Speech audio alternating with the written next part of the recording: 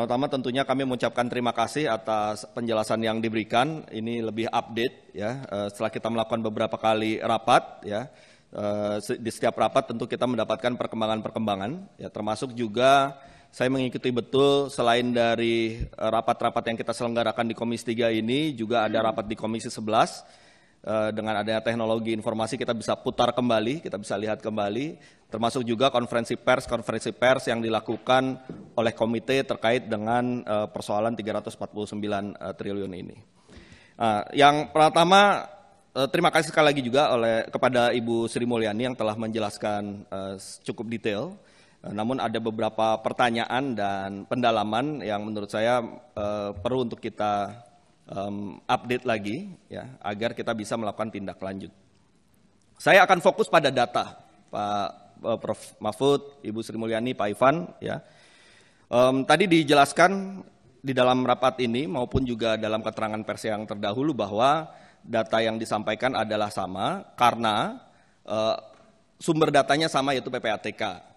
Yang disebut sama ini kan terkait dengan jumlah LHA, kalau istilah dari PPATK kan LHA, kalau dari Kementerian Keuangan surat. Ini juga berbeda tadi, ternyata tidak seluruhnya LHA kalau yang saya tangkap dari Ibu Sri Mulyani ya. Nah, berarti itu juga mesti kita koreksi itu. Nah, jadi 300 LHA dengan jumlah 349 triliun. Datanya sama karena sumbernya sama. Memang itu tidak pernah dipermasalahkan, memang tidak ada yang mempermasalahkan bahwa itu berbeda karena memang satu sumber.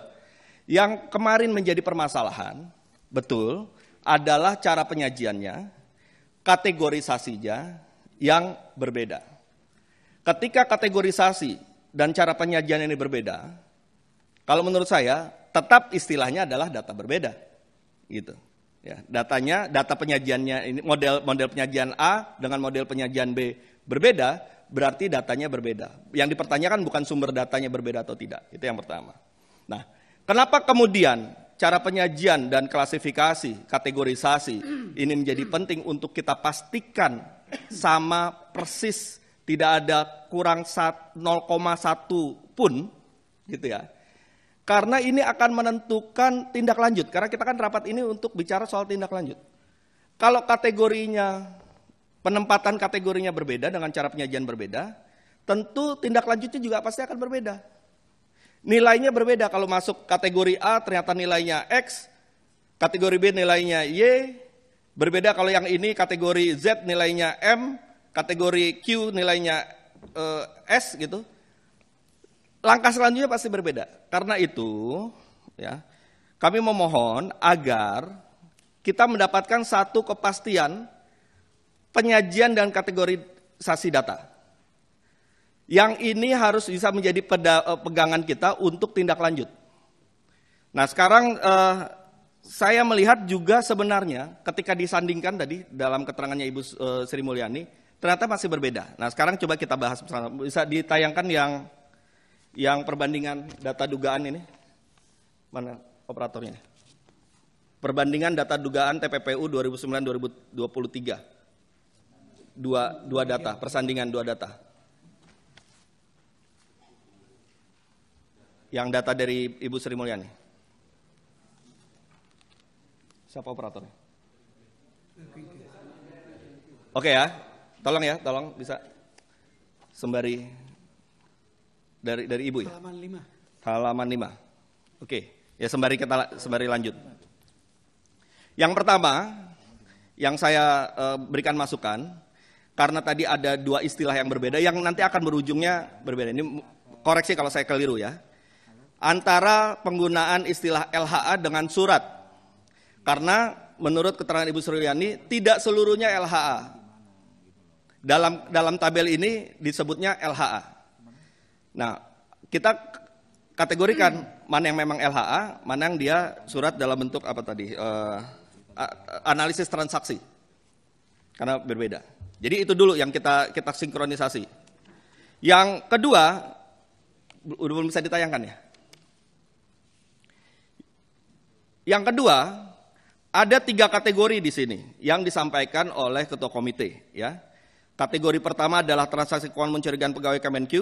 Kategori kedua adalah transaksi keuangan mencurigakan yang diduga melibatkan pegawai Kemenq dan pihak lain. Kategori ketiga adalah transaksi keuangan mencurigakan terkait kewenangan. Oke, kita bisa lihat sama-sama dua persandingan ini. Di kategori pertama, transaksi keuangan mencurigakan pegawai Kemenkyu, ya, ada total, kalau kita sandingkan ini, ternyata masih selisih nilainya. Sebesar 431.674 juta. 431 miliar ini besar. Ya. Nah, mungkin bisa komite mensandingkan dulu nih. Mana yang dipakai? Kita mau pakai 354,8 triliun atau 35.548 triliun atau 35,117 triliun. Karena bedanya adalah 431.674 sekian miliar. Karena ini penting, nilai satu surat dia bisa berbeda nanti nilainya. Kepada siapanya juga berbeda. Itu satu. Yang kedua, di kategori kedua pun juga berbeda. Yang data yang pertama itu 53, data kedua 47. Ya, ada perbedaan 6,8 T. Besar. Ya, tepatnya 6.813 miliar sekian. Kategori ketiga juga berbeda, ya. Kategori ketiga yang di kiri di komite itu 260, di kanan 267. Memang totalnya sama, meskipun beda beda 1 rupiah. Ya. Oke, itu baru nilai ini. Nilai mana yang dipakai kalau kita mau tindak lanjut? Apakah nilai yang di kiri atau nilai yang di kanan ketika kita mau menindaklanjuti ini dalam proses pengawalan terhadap persoalan ini? Itu harus kita tentukan dan kita putuskan dulu pada rapat pada hari ini. Karena tetap ini dua versi kalau menurut saya. Yang berikutnya, karena ini ditujukan juga isunya yang berkembang di awal itu terkait dengan ASN Kementerian Keuangan, di sini juga ada jumlah yang berbeda. Ya, dalam tabel di kiri itu jumlahnya 491. Di dalam tabel kanan 489. Memang bedanya hanya 2. Ya. Tapi kan jadi pertanyaan, 2 ini kemana, siapa, apa yang menjadi penyebab dari perbedaan ini. Artinya, kesimpulannya ini banyak juga hal-hal yang ada perbedaan juga yang bisa kita elaborasi. Ya. Tetapi yang jadi masalah adalah, meskipun ada beda kecil tadi cuma 2 orang, tapi kalau nilai cukup besar, ini harus kita sepakati dulu. Pakai data PPATK yang diserahkan kepada komite kemudian dipublikasikan, atau pakai data PPATK yang kemudian diserahkan kepada Kementerian Keuangan, yang kemudian diverifikasi oleh Kementerian Keuangan dengan hasil seperti ini, apakah itu yang dipakai atau kita tetap kembali yang pertama? Itu menurut saya rapat ini mudah-mudahan bisa memastikan, saya mohon ketegasan dari kita semua ya untuk memastikan mana, karena ini berhubungan dengan tindak lanjut. Yang berikutnya, tadi yang soal LHA itu ya, itu di bagian bawah itu juga sudah ada penjelasannya, menurut saya juga harus kita koreksi nantinya ke depan. Ya. 200 surat itu LHA-nya itu 34, sementara 166 informasi transaksi keuangan. Di atas itu, di yang kiri, tulisannya semua LHA tuh. Kelompok dalam LHA, jumlah LHA. Padahal bukan begitu, ternyata LHA-nya 34, sisanya informasi transaksi keuangan. Jadi mungkin bisa dikoreksi ya supaya kita mendapatkan data yang mudah untuk kita cermati sebagai tindak lanjut. Yang berikutnya, mungkin sudah cukup ini ya. Terkait dengan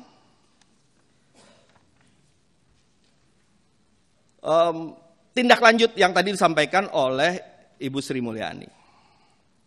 Dari keterangan Ibu Sri Mulyani, saya menangkap bahwa hampir seluruhnya, jadi bukan sebagian besar lagi, hampir seluruhnya sudah ditindaklanjuti. Atau jangan-jangan seluruhnya, dan saya mohon konfirmasi apakah seluruhnya atau hampir seluruhnya atau sebagian besar, karena ini akan berbeda.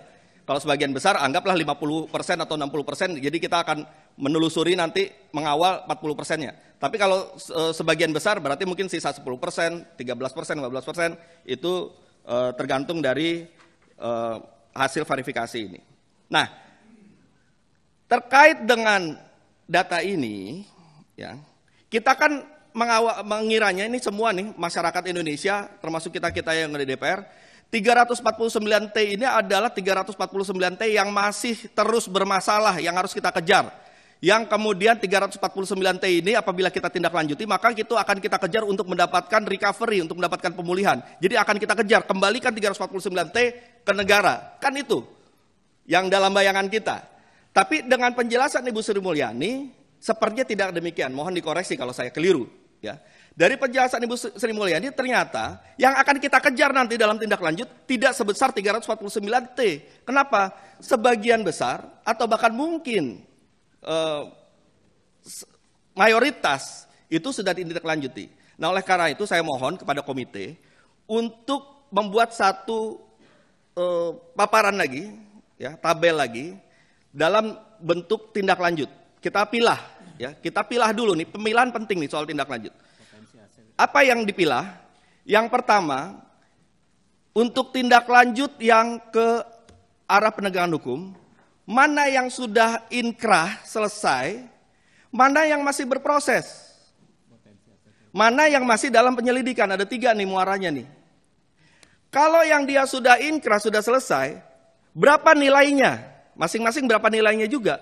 Supaya kita bisa tahu nanti 349 ini masih full atau berkurang. Kalau yang sudah inkrah, maka nilai keluarkan, sebutkan nilainya, maka dari 349 itu dikurangkan yang sudah inkrah. Ketemulah angka. Yang kedua, inkrah baik itu pidana maupun mungkin non pidana, tapi dia memang bisa dikurangkan, ternyata clear gitu ya. Yang kedua, mana yang masih butuh penyelidikan, penelusuran. Berarti ini yang akan kita kawal nih. Dengan nilai berapa? Jadi kita akan tahu. Yang ketiga, ternyata juga misalnya selesai dalam bentuk clearance. Kan yang namanya transaksi mencurigakan ketika diverifikasi, dia bisa berujung pada penegakan hukum, dia bisa masih penelusuran lebih lanjut, bisa saja ternyata wajar. Transaksi wajar. Nah, kalau transaksi wajar kemudian disepakati para pihak, ditetapkan bahwa ini wajar, berarti keluar juga clearance juga. Nah, oleh karena itu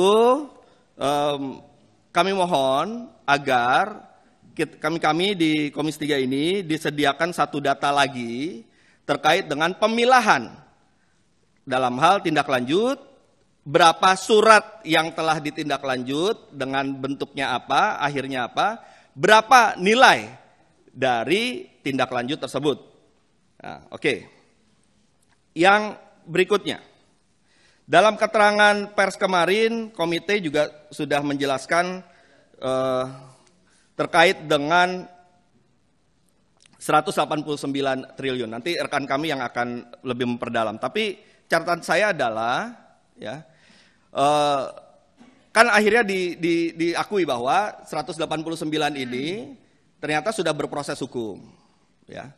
Sudah ada tadi personalnya itu NO, ya. Kemudian perusahaannya, korporasinya kena pidana korporasi dengan denda 500 juta, tapi hasil kesepakatan dari komite tetap akan ditindaklanjuti, ya, dengan membangun case building untuk melakukan ini. Nah, jadi kalau memang keputusan begitu, tentu akan kita kawal bersama-sama.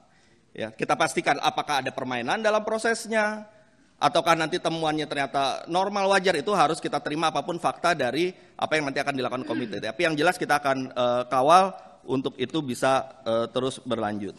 Nah, yang terakhir terkait dengan pelajaran dari ini semua, ya. Kemarin kita mengundang Kepala PPATK periode berapa ya, Pak Yunus Hussein, ya. Kita meminta pandangan beliau. Nah, salah satu hal yang menarik yang untuk jadi perbaikan kita ke depan, beliau menyampaikan bahwa cara kerja PPATK itu seperti kalau di sepak bola ini kan Prof. Mahfud nih penggemar sepak bola. Jadi seperti libero, seperti gelandang, ya. Dia mengoper bola, dia mengoper bola kemana, tapi bukan sebagai eksekutor. Dia tidak mengeksekusi, tidak menggolkan ke gawang. Yang menggolkan adalah striker, yaitu aparat penegak hukum. Nah, Termasuk juga menurut Pak Yunus Hussein yang bisa menyatakan sebuah hasil analisis sebuah LHA ataupun LHP itu adalah TPPU, itu adalah penyidik. Kenapa? Karena LHA dan LHP adalah data intelijen, bentuknya seperti data intelijen karena PPATK kan Financial Intelligence Unit, ya. Data intelijen yang menurut KUHP dia bukan alat bukti. Setelah diselidiki, ditelusuri lebih lanjut, ditemukanlah ada bukti, barulah dia menjadi alat bukti seperti yang ada di KUHP. Kemudian bisa menentukan apakah itu TPPU atau bukan. Nah, oleh karena itulah maka, karena dalam rapat pertama, Kepala PPATK menyatakan 349 triliun ini semuanya adalah TPPU. Ya. Yang kemudian juga dijelaskan yang awalnya kita menyangka semuanya itu terjadi di Kementerian Keuangan melibatkan oknum Kementerian Keuangan, ternyata untung dikoreksi itu lingkup tugasnya, itu sudah clear ya. Tapi dikatakan semuanya 349 triliun itu adalah TPPU. Nah, apabila setelah kita mendengarkan keterangan dari Ibu Sri Mulyani, mendapatkan penjelasan, mendapatkan verifikasi, mendapatkan keterangan bahwa ada tindak lanjut, ya. Mudah-mudahan kita berbesar hati juga ketika ada sebuah informasi-informasi yang setelah diupdate ternyata keliru. Dalam kesempatan ini ada baiknya kemudian kita juga bisa mengkoreksi. Kalau kita bertahan pada keterangan yang ternyata sudah terupdate setelah hasil verifikasi, itu kan nanti menyesatkan publik. Publik punya hak untuk tahu.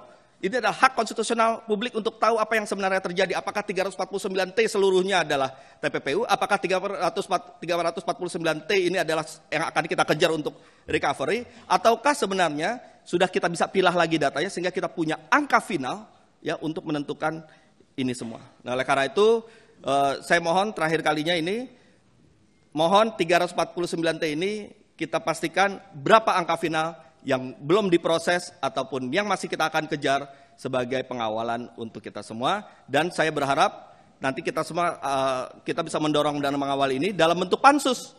Ya, kalau ada pansus nanti antara komite dengan Menteri Keuangan dan PPATK bisa kita bantu, kita kawal ya untuk membongkar ini semua karena memang tujuan kita ingin membongkar semua. Mudah-mudahan hak angket untuk membentuk pansus ini bisa disetujui oleh kawan-kawan semua. Terima kasih. Pimpinan, billahi taufiq wal hidayah. Wassalamualaikum warahmatullahi wabarakatuh.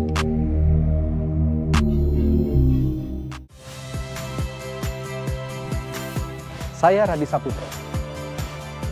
Saksikan program-program Kompas TV melalui siaran digital, pay TV dan media streaming lainnya. Kompas TV, independen, terpercaya.